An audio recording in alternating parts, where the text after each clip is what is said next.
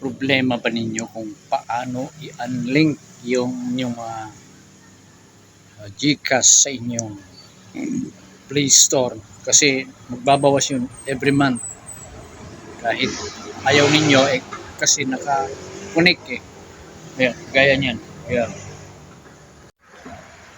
Gusto ninyong matigil yung auto deduction sa GCash ninyo na naka-connect sa inyong Google. O kaya ay kung naglalaro kayo sa mga Play Store, tapos may napindot kayo, mapupunta yan sa inyong mga naipon sa GCash ninyo o kaya ay PayPal. Sa akin, nagawan ko ng paraan. Yun ba ang problema mo? Yan, ganyan, yan. Madali lang yan. Basta ito lang, tandaan mo yung Gmail account mo sa yung PayPal o kaya ay GCash at saka yung Gmail sa iyong Play Store ay iisa. Madali lang yun. Sundan mo lang ako para maituro ko sa iyo kung paano tanggalin.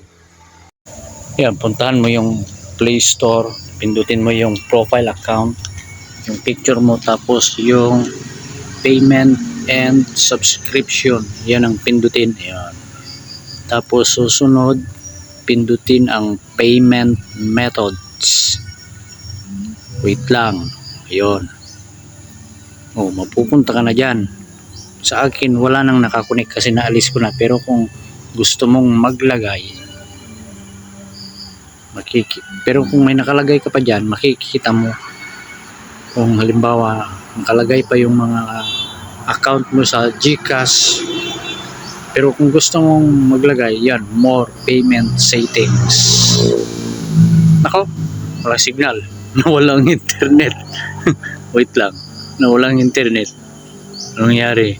Nawala ang wifi. Ba't ganun? Ganun talaga. Ganun talaga, nawawala ang wifi sa Pilipinas. Sana all. Yun yung more settings.